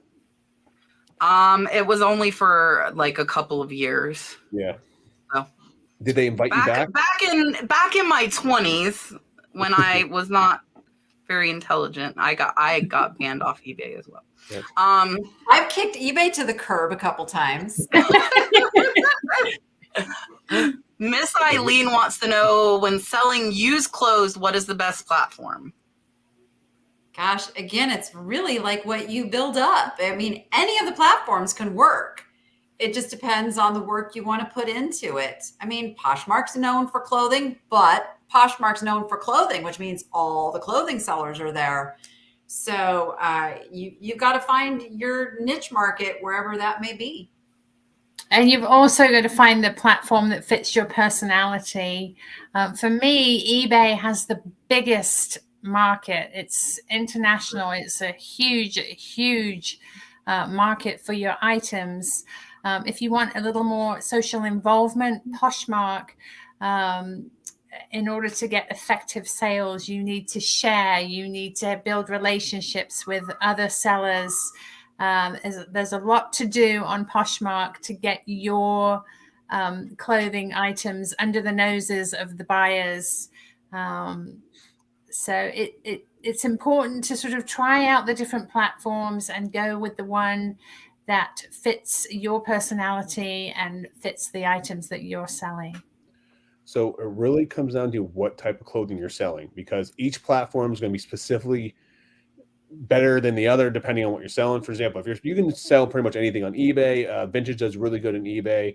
You can sell vintage on Mercari. Poshmark is good just for pretty general items. You can also sell some vintage on there. But if you have high-end vintage, you want to be on Depop, you want to be on Grail. There's other websites for that. So it just depends on what you're selling. Certain shoe sites are going to be better for others because eBay authenticates shoes. Grail, some other companies are going to be doing that as well. So it just depends on what you're doing. So that's really just a general term. So you have to find what you really have to niche down in clothing and see what's the best fitting for the type of clothing you're actually selling. Or you can cross post using List Perfectly and put it on all of them, which is what I do. I sell more clothes on eBay though. So I actually sell more non-clothing items on Poshmark, but I don't have like the popular brands. I do a lot of vintage and that sells better on eBay. And I sell more stuff like houseware stuff on Poshmark. So I do sell some clothes on Poshmark, but it's honestly more non-clothing items on Posh. Like today I sold flower frogs on Poshmark. So, I sell other stuff, but I put everything on eBay. Everything goes on eBay, Poshmark, Mercari. And if it's 20 years or older, it goes on Etsy. And $20 or higher, because I don't want to pay 20 cents if it's under $20. So that is what I do.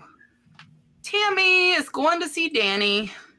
Tammy sent a $5 super chat and said, thanks for helping all the resellers out there. See you next month. She's going to Vegas. I hope to go to Vegas sometime this year. Sometime. I don't know when.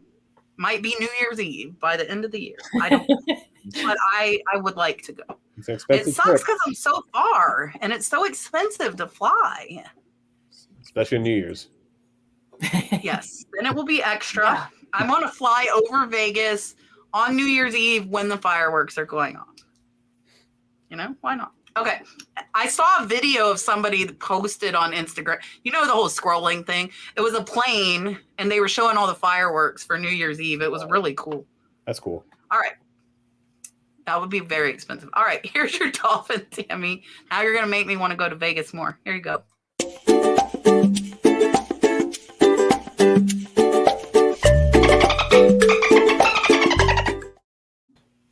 I'm supposed to come to Florida next month. I don't know if it's going to happen, though. Well, if you come, let me know. Where are you going?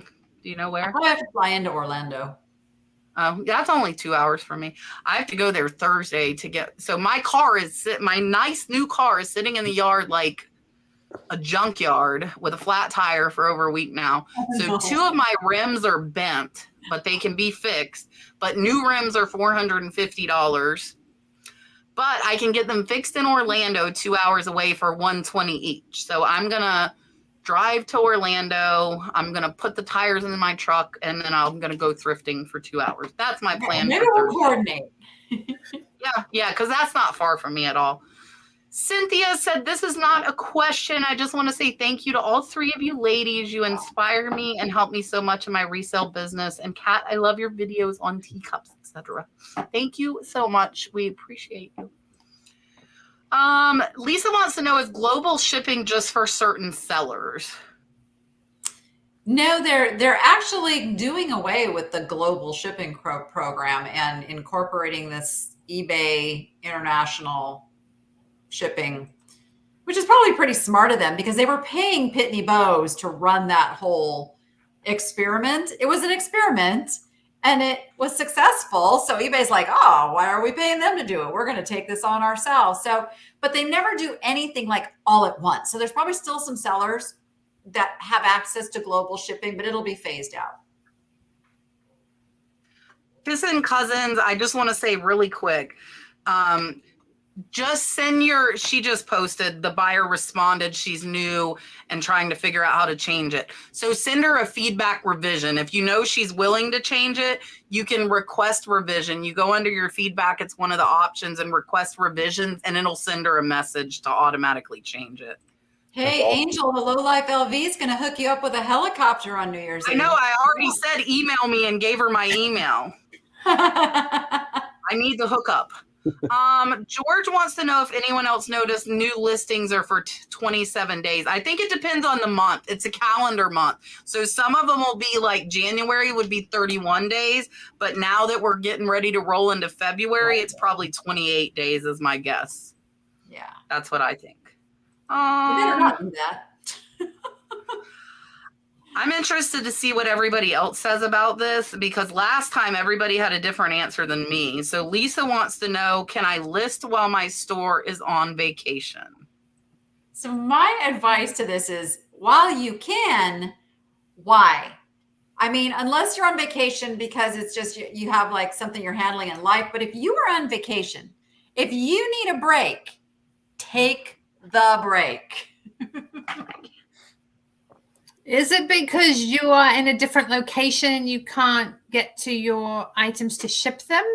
You know, are you thrifting somewhere exotic and you want to list as you go?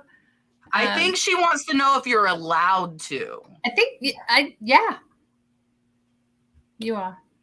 So, but I do like Danny's advice. Take the break. I can't.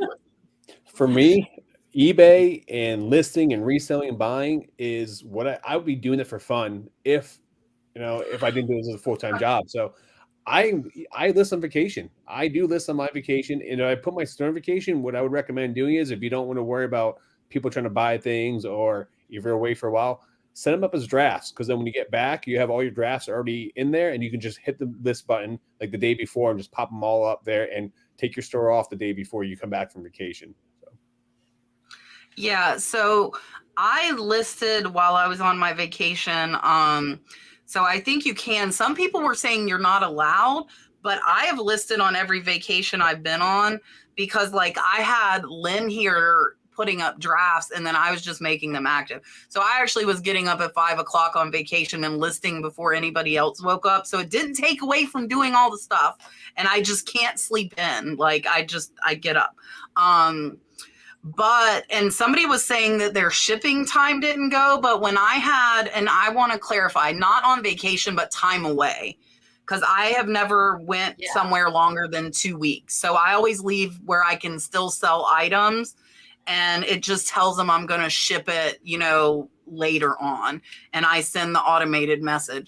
So my shipping was right when I did that. It was still like, it was far enough out. I didn't get any dings. So I list so that my store is active and I keep getting sales, because it's hard if you don't list for 7 or 10 days, your sales are going to every day they're going to go further and further down typically. So she won't be able to ship because she's taking care of a sick loved one out of town. So, okay. Yeah, but you can set it. You can still list, but you can extend your shipping time if you're still able to list, but you also, another idea, if you want to listen to Danny and behave, do your listings before you go and schedule them to go out Monday, Tuesday, Wednesday, Thursday, if you still want to keep the activity. You could do that. I don't behave, so I can't hear her because I'm just. She does daily videos. She's not taking vacations either. Don't let her fool you. Every time before I go on vacation, I literally line up like 50 items and I take photos of all 50 items. I have them all on my phone. So I'm on vacation because my fiance likes to sleep in and I'm up like 4 or 5 o'clock. Even if I go to bed at 12, I'm going to be up 4 or 5 o'clock and I just have nothing to do. So I do it for fun. All right, let's see. Have any of us had any hiccups when creating a listing lately? Many I've had to refresh the page to complete the listing. Yeah, it happens. Clear those cache and cookies. I know it sounds like redundant, but truly that's a lot of the issues usually.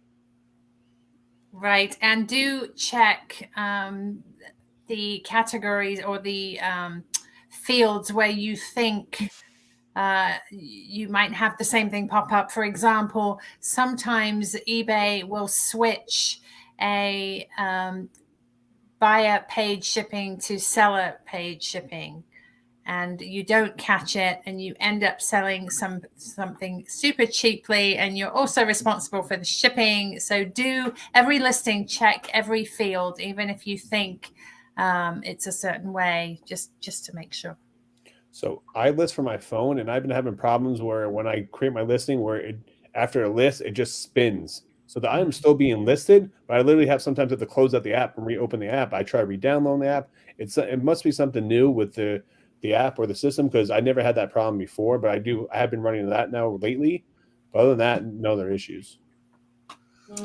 Yeah, so I have been putting up drafts that Lynn does, and if I change the shipping weight and scroll down, it erases it. So I have to put it in twice every single time.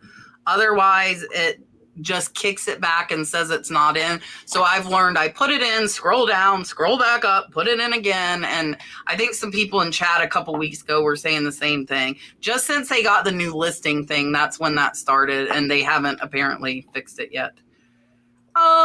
Miss Diana wants to know, do you accept returns, especially clothes? And how do you deal with clothes that contain scents that may bother people's allergy? So yes, on the returns, I have a 60-day return policy. My theory is the longer you give people to return things, if it's a frivolous reason, they probably will forget about it and not return it. If it's an item that genuinely has an issue, they need to return it, they're going to do that within, a few days. So that's worked really well for me. And the thing is, we all know it. Even if you say you don't take returns, you take returns. So you might as well give them the option of putting in the true reason other than item not as described, which people know that that's what they can do and still get a return. How do I deal with clothes that contain scents that may bother people's allergies? I just don't deal with them because I don't wash, clean. I will wipe stuff off. I will, get some lint rollers stuff, to take off of stuff, but I don't do any extensive cleaning or anything to the items that I sell. Right. I accept returns as well. Danny's theory is a good one. I have 30-day returns for the reason that, as Danny said, if somebody wants to return something, they're going to return it anyway. They'll find a way. And if you are gracious about returns, they are more likely to put in the real reason and pay the return shipping rather than item not as described. If that is put in, then you have to pay the return shipping. And I agree with Danny. Also, I'm not going to deal with clothes that have an unpleasant smell. If immediately I pick it up, I smell smoke, I smell cleaner, I smell something strong wherein I wouldn't want it, I'm not going to deal with it because I have volume in that I don't want to deal with stuff that is going to take my time. I will make an exception if something is extremely valuable, possibly a vintage gown, a vintage coat, something like that, that I can take to the dry cleaners and I will still make a really good profit after it's been cleaned. I will make an exception for that. But generally, it's not worth dealing with. Yeah, I also do set returns just like they said, because if you don't, their buyer's going to find a way to return it. but I do put in that the buyer does pay return shipping. So hopefully that is the deterrent for the buyer, especially if they have buyer's remorse or anything along those lines. When it comes to clothing, especially if you're dealing with vintage clothing, you're going to have a smell to it regardless, just because it's going to be old, especially if you're dealing with clothes from the 70s, 80s, early 90s. Vintage clothing, like you walk in a thrift store, there's a certain smell to a thrift store. So I think that comes along with the Not mine. Not yours. But I mean, there's when you are looking at the clothes, there is a certain, sometimes just that the older clothes do have at the time. And so I think that does go along with the territory a lot of times. But yeah, just like they said, is I'm not going to buy anything that does have distinct overbearing smells to it, because we're here to buy profits, not projects. And I always say that it's real important. Yeah, so I accept returns as well. We actually just got a $130 Harley jacket back. And here's the thing. I have been doing measurements or showing the tape measure for those of you that say that helps not get returned. No, I do measurements and now I get more clothing returns. So that does not fix the problem. I agree. And if it's something like smoke, I'm probably not going to pick it up, and it better be really, really valuable, or I'm not going to touch it. And listen, we have a thrift store here, a couple of them that wash everything. So you walk in and it smells like fresh laundry. It's like amazing. They're like running the washer all day long. But unless it's really, really valuable, I'm not going to touch it if there is a noticeable smell on it. Lisa's asking, now that I have an assistant, do I do any end and sell similar now? No, I still think it is absolutely a complete waste of time, and I do not do it. I'm pretty firm stance on that for multiple reasons. I tried it. I have plenty of new inventory to keep my store active. And, when we tried it, none sold. I did a test with 100 items. So for me, it didn't help. And I send offers on how long items have been listed. So I really want to see the original list date, and I sort them by that. So if I was ending and relisting, I would have no method or rhyme or reason on how I'm sending my offers. So that is not a popular stance, but that is my stance. I disagree with you on that one. I definitely disagree with you.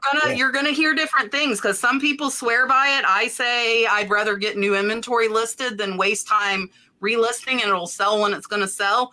But like Rod's saying the opposite. You got to do what works for you.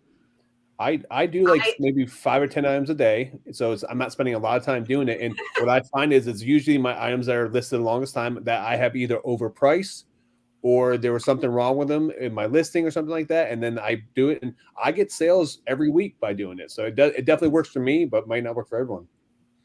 Yeah, you got to decide what's for you. Like I sold something that was listed 3 years today. I mean, it sold. I didn't end and relist it. It still sold. I don't know. You got to do what works for you. I changed the category I have a category set up for 25% off and 50% off sales based on how long they've been listed. Change the store category, run a markdown on just that category. Now they're on sale. People can go shop the bargains. That's a great idea. Yeah. Yeah. And I send my offers basically that way on how I send them out. CM Trade says, I have a customer who wants to return an item because they found the same item somewhere else cheaper. It is 2 weeks later. I give free returns. How do I handle that? I'm going to say what everybody else is going to say. You take the return and deal with it. You eat it. There's nothing else. It's really part of doing business. I can say I can't give details yet, but watch for the seller update tomorrow on that. Okay. Mom Knows Treasure says, do you guys think that thrifting videos,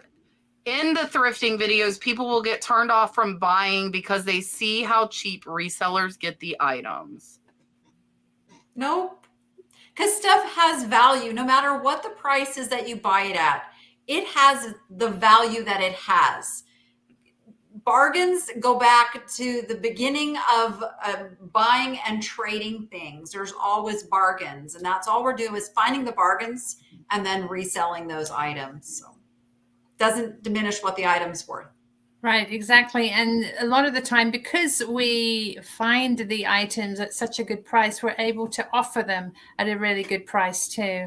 And on top of that, a lot of the times our buyers want to support us. They love what we do. They love watching our shows and our channels, and they want, I'm not going to say they want a piece of us, but they want to support us, and they want something that they have seen us thrift on YouTube. It's really flattering, quite exciting, and I love that aspect of this business. Also, too, each one of us specializes in specific items, Mhm. and people follow us because of those specific items. Right. And when we do find those items for cheap, people can't find those items. They may not have the connections. They may not have the stores that we do, and they are looking to buy something from a seller that they can trust as well. So no, not at all. I think that people are, when they see the videos, they're more implied to buy those items because they know it's coming from a trusted seller and it's going to be in good condition. They know they're going to get a quality item. Yeah, so I put out a video basically going back at somebody who commented on one of my videos, and they said, why didn't I give them a break on shipping? I only paid $2 or whatever I paid. Well, the thing is, and they can look at that, but like Rod said, if they could go find it that cheap, they would, but they can't. That's why they're coming to us. So for me, my comeback in that video to that commenter was I spend hours driving, I spend hours sourcing, and I spend hours listing. So yeah, I might have paid $2, but I also spent time finding it, time listing it, and it's not free. Yeah, so Sue's saying not all eBay shoppers watch YouTube. Yeah, there are millions of people that don't even know we exist. And by we, I mean thrifting YouTubers. They don't know we're here, and even if they don't get it, that's my response. If you can go get it yourself for $2, go. Good luck. Like, you start selling on here, see how much work it really is, and then you might change your tune a little bit. So Paula said she can't smell, so she has to put in her listings that she has no sense of smell because of like physical limitations. So if you can't because you wouldn't be able to tell if something's there, for sure. I've only gotten a couple of things like that I bought from online auctions that smelled like smoke, because when you're looking at pictures online, you can't see if it smells bad. And I had to like sit stuff in a tub with charcoal to like get rid of the smoke smell, because it was really valuable stuff. So I have a really sensitive sense of smell. I got accused. This is so funny. I got accused today. I say, my friend says, I bet you can smell a fly fart from a mile away. Mine is not great. I wish it was, because I think that would be, well, I guess it could be an attribute and a bad thing. Could be good or bad. All right, Paula, here is your dolphin. Thank you so much.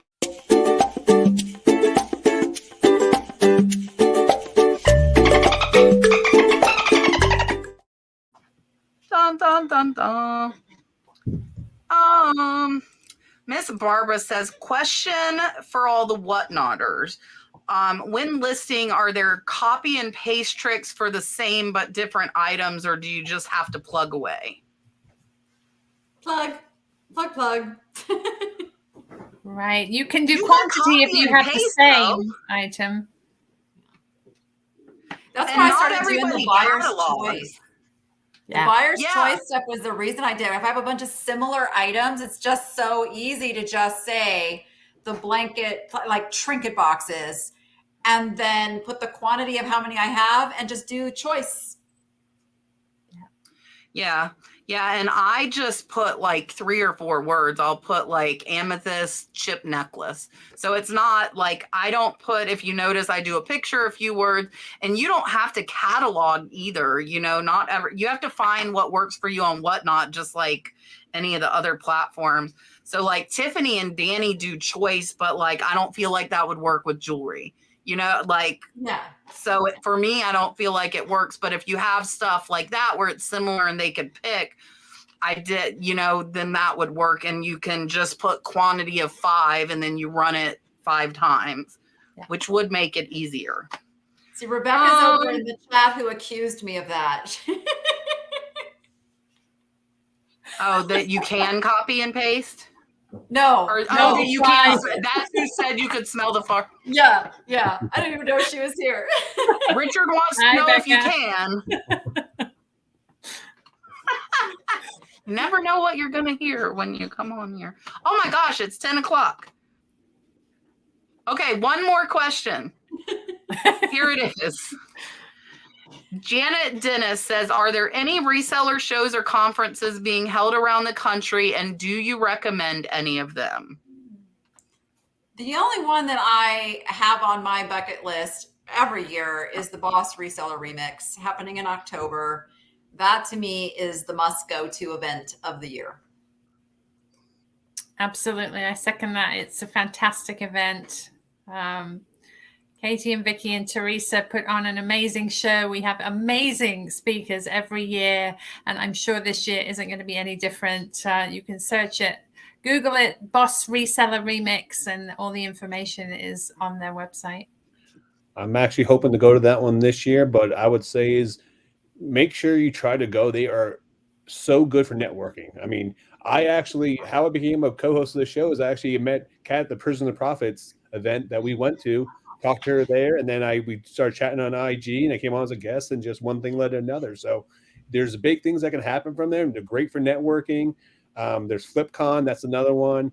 But I mean, yeah, just look out. Even if just the local groups in your area, highly recommend you start with those first and then work your way up. So Jolene, Haley, and Josh's is FlipCon that Rod just mentioned. I was supposed to speak at FlipCon this year, and I unfortunately got COVID, so I was unable to make it, and lost my flight and my hotel, which kind of sucked. But yeah, so FlipCon, Josh puts on. I hope that Cincinnati Picker will put one on again, because the Cincinnati Reseller Rally was amazing in Cincinnati, Ohio. I went to that 2 years ago. The Boss Reseller Remix. Also, Dante, Prison to Profit, does his every year. Maybe me and Rod will do a Florida one. Maybe. Don't quote me on that.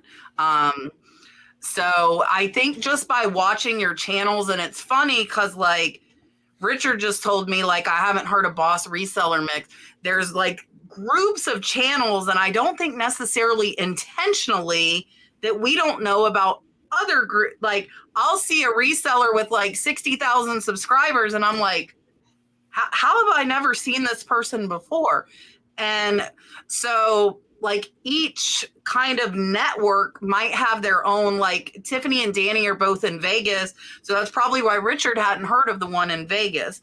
And then like FlipCon is around like Josh and Haley, Harry Tornado. I almost said Josh Haley Tornado. We just did a List Perfectly event. Yeah, Rod and I were just at a List Perfectly event down in Tampa. So just watch the channels, because they do get talked about when they are coming up. You will hear different YouTubers, but it's hard because like there's probably events that we don't even know about that are going on, that are from channels that we don't even know about, guys. There are so many. I regularly see people with thousands and thousands that I've never heard of before. And I'm like, there's a fantastic Amazon event happening. I think it's happening in, I want to say June, the Proven Conference. So if you're an Amazon seller, I would highly recommend. It's going to be, I believe, in Indiana. And then wasn't there a Poshmark event too in Texas? And then there's also a the YouTube Posh Fest. Fest. And then there's also a YouTube event in California as LA. well. LA, Yeah. yeah. So there's a lot. All right, guys. Mark told me quick fire round. I say no quick fire round. I already kept them later than I'm supposed to. So I am going to let these ladies tell you bye, let you know what they have going on, and then Rod and myself will tell you as well. So here is Miss Danny. So, as I said, I put out daily content, but I also do my Whatnot sales on Saturday nights at 7 p.m. and Mondays at 3 p.m. And my Monday ones are shopping the shelves of my very own thrift store here in Las Vegas. So if you come to Vegas, come visit the Good Stuff thrift store. We're very reseller friendly there. And yeah, watch my eBay experiment. I'm listing things cheap, auction starting. Perfect. Here's Tiffany. Thank you all so much for coming. I love Kat's show. It's so fun to see you all and answer your questions. We really appreciate your support. I put out YouTube videos twice a week, Thursdays and Sunday. This week, I had a bit of a hiccup. We got our new German Shepherd puppy, and she decided that it would be a good idea to chew the cord. So having got a new cord today, my video will be up right after this show ends, pending any copyright things I haven't noticed. But do tune in for that. It's going to be a good one, and includes some footage of our new girl, little Rio. She is just a firecracker. My husband has a nickname for her. She is Beast. So she's really, really fun. I also have eBay, I have Whatnot, I have Poshmark. Do go to my YouTube channel. All the links are in every single one of my videos. Thank you again for coming. Thank you to Kat and Rod for hosting us, and we'll see you soon. Perfect. Rod, you dropped today, right? Yep. I drop videos every Tuesday and Friday, going garage sales and flea markets. I picked up a bunch of vintage clothing today in my video, a spoiler alert there. Also, you can find me on Facebook and Instagram as Pickin' and Punchin', also on YouTube, Pickin' and Punchin'. You guys, any questions that we don't answer in the panel, I am open 24/7. Please send me a message. I'm here to help everybody in the resale community to be successful. So feel free to reach out to me any single time. Also, too, if anything you find on my and see in my videos, I always list on my eBay store, and the link is actually in my bio of my YouTube channel. Perfect. Next week, we are bringing Las Vegas to you again with Sunny Las Vegas and Mikey Bags of Money. So we have 2 weeks in a row with Las Vegas people. So Sunny and Mikey will be on next week. I have been going live Sunday through Thursday, except for tonight because I'm here, 8:30 p.m. Eastern on Whatnot. 6 days a week because I'm crazy. Not really. It's because I got to pay off a truck. 6 days a week on Whatnot. And we are here every Tuesday at 8:30. I will have a video out on hopefully both my channels on Thursday. And it'll be what sold on this channel. And then it'll be the Key West Butterfly Conservatory and the aquarium on my cat's treasure hunting. And yeah, thank you guys all so much. We will see you guys next week. Bye for now.